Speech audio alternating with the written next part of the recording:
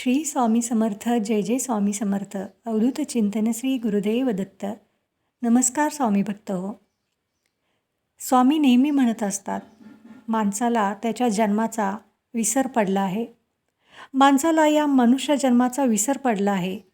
माणसाला जन्म घेतल्यानंतर या पृथ्वी लोकावर आल्यानंतर असं वाटू लागलं आहे की माणूस हा अमरच झाला आहे.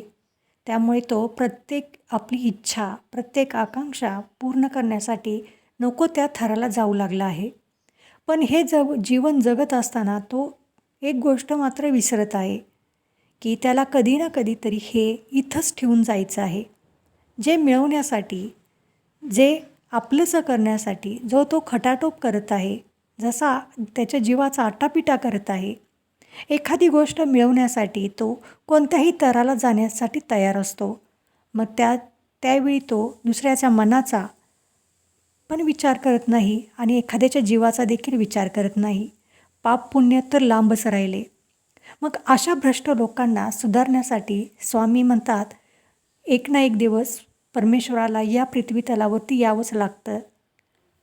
परंतु माझ्या सानिध्यात आलेले माझे भक्त यापासून खूप लांब आहेत. माझ्या भक्तांना त्यांच्या जन्माचा अर्थ समजला आहे. पण काही वेळेला ही लोकंसुद्धा अधिक निराशाजनक आणि जेव्हा अडचणी येतात तेव्हा भरकटली जातात. त्यांच्यासाठीच हा व्हिडिओ आहे.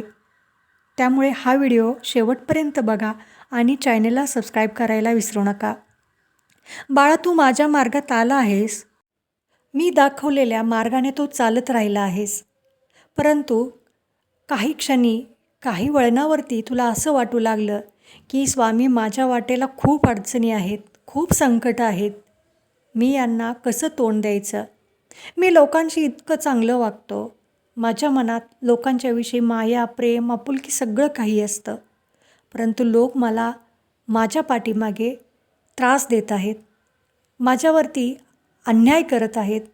माझ्यासाठी षडयंत्र रचलं जात आहे. मग हे असं का स्वामी? मी तुमच्या मार्गात तर आलो आहे. तुम्ही दाखवलेल्या रस्त्यानं तर चालतो आहे. मग माझ्या वाट्याला हे दुःख का? मी ज्यांच्यावरती विश्वास ठेवला ती लोकं मला सोडून जात आहेत. माझ्या मित्रांनीच माझा विश्वासघात केला. माझ्या नातेवाईकांनीच, माझ्या रक्ताच्या नात्यांनीच माझ्या पाठीत खंजीर खुपसला.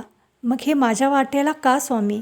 तर बाळा, तू आत्ता आमच्या मार्गात आला आहेस. त्यामुळे तुला या गोष्टी सहन करण्यासाठी आमच्या नामस्मरणातून खूप मोठी ऊर्जा मिळेल.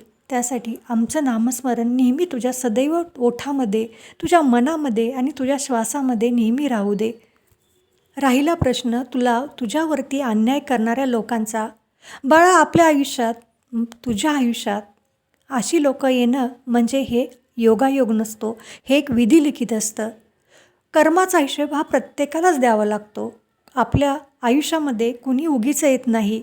प्रत्येक माणूस आपल्याला काहीतरी शिकवण्यासाठी, आपल्या आयुष्याला वळण देण्यासाठी, आपल्या आयुष्यात बदल करण्यासाठी येत असतो. तुझ्या आयुष्यात येणारी लोकं देखील बदल करण्यासाठीच तुझ्या आयुष्यात आली आहेत. तुला असं वाटेल, स्वामी, या लोकांच्याकडून मला त्रास झाला, मग आयुष्यात माझ्या बदल कसा घडेल? तर बाळा, ही लोकं तुला तोडण्यासाठी नाहीत, तर तुला आतून घडवण्यासाठी आली आहेत. फक्त गरज आहे ती तुझ्या योग्य दृष्टिकोनाची. तू त्या लोकांकडे कोणत्या दृष्टीने बघतोस याच्यावरती सगळं अवलंबून आहे. बाळा, जर माणसाच्या आयुष्यात दुःखच नसतं, संकटच नसतं, तर माणसाला या आयुष्याचा अर्थच कळाला नसता. प्रत्येकजण आपल्या गर्वात, आपल्या नादात व्यस्त झाला असता. माणसावरती जेव्हा संकट येतं तेव्हाच माणसाला खऱ्या परिस्थितीची जाणीव राहते. खरं आयुष्य काय, खरं जीवन काय हे कळतं. जेव्हा माणूस एखाद्यावरती डोळे झाकून विश्वास ठेवतो आणि जेव्हा त्याच्याकडून विश्वासघात केला जातो, तेव्हा माणसाला तिथून पुढे कसं वागायची ही शिकवण त्या घटनेतून मिळते. पण बाळा, तुला असं वाटेल, मी स्वामी इतकं चांगलं वागलं तरी माझ्या नशिबी हे का? तर बाळा, कर्म हे सगळ्यांच्याच वाट्याला येतं. माणसाच्या कर्माचा हिशेब हा प्रत्येक व्यक्तीला, प्रत्येक माणसाला हा फेडावा लागतो. मग ते ह्या जन्मी किंवा पुढील जन्मी प्रत्येकाला आपण जे कर्म करतो ते फेडावंच लागतं. जर तू मातीमध्ये आंब्याची बी रोवलंस तर त्या मातीमध्ये आंब्याचं रोप येईल आणि त्याला आंब्याचेच झाड लागेल. जर तू त्या मातीमध्ये कडुलिंबाचं बी पेरलं तर त्याला कडुलिंबाचे रोप येईल आणि कडुलिंबाचेच बिया लागतील. असंच बाळा आयुष्याचं आहे. जर चांगलं कर्म केलंस तर चांगलंच फळ तुला मिळेल आणि जर वाईट कर्म केलंस तर वाईटच फळ तुला मिळेल. ही लोकं तुझ्या आयुष्यात आली हे देखील तुझ्या कर्माचाच एक भाग आहे. आज तू माझ्या सानिध्यात आहेस. मी सांगितलेल्या मार्गावरती चालत आहेस. तुझं कुठल्या तरी जन्माचं पुण्य म्हणून तू माझ्या मार्गात आलास. माझ्या अध्यात्माच्या मार्गाला लागलास. हे तुझं पुण्य समज. जसं पुण्य केलेलं कधी वाया जात नाही, चांगली गोष्ट केलेली कधी वाया जात नाही, चांगले कर्म केलेले कधी वाया जात नाही, परंतु वाईट कर्म केलेले देखील कधीच वाया जात नाही. ते कुठल्या ना कुठल्या तरी जन्मात आपल्याला ते फेडावंच लागतं. पण माणसाला या गोष्टीचा विसर पडला आहे. माणूस भगवंतापेक्षा स्वतःला मोठा ठरवू लागला आहे. माणसाचा देवावरचा विश्वास उडू लागला आहे. या माणसाला त्याच्या अहंकाराने ग्रासलं आहे, परंतु त्याला माहीत नाही त्याचा अहंकार, त्याचा उन्मत्तपणा एक ना एक दिवस त्याला धुळीस मिळवणार. ज्या माणसांच्या मुखात परमेश्वराचं नामस्मरण असतं त्या लोकांच्या हातून अजाणतेपणी जरी एखादी चूक झाली असेल तर त्याच्या वाटेला येणारे संकट, अडचणी या त्याला फुलाप्रमाणे वाटू लागतात.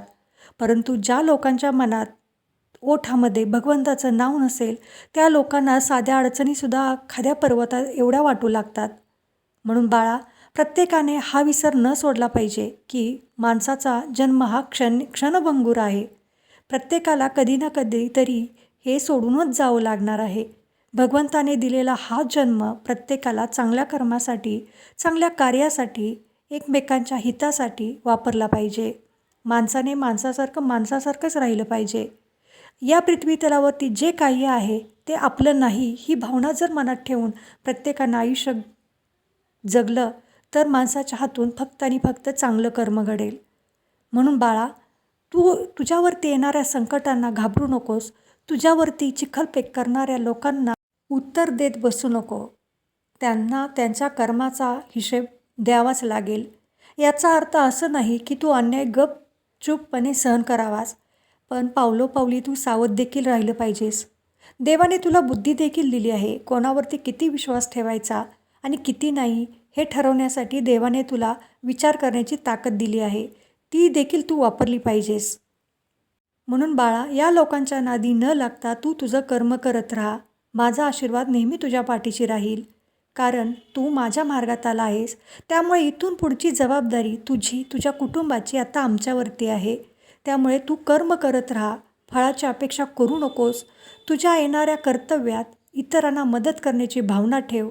कारण कष्टाचं, मेहनतीचं फळ हे प्रत्येकाला जरी वेळ लागला तरीसुद्धा ते मिळतंच. फक्त योग्य वेळी स्वामी त्याच्या ते पदरात टाकतात. त्यामुळे माझ्यावरती विश्वास ठेव. तुझं कष्ट, तुझी मेहनत कधीच वाया जाणार नाही. तू एखाद्याला मदत केलेली भावना कधीच वाया जाणार नाही. बाळा, हा व्हिडिओ जर तुझ्या काळजाला भिडला असेल तर कमेंटमध्ये ओम श्री स्वामी समर्थ लिहायला विसरू नको आणि चॅनेलला सबस्क्राईब करायला देखील विसरू नको. कारण तू आमचा बाळ आहेस आणि आम्हाला तुझी काळजी आहे.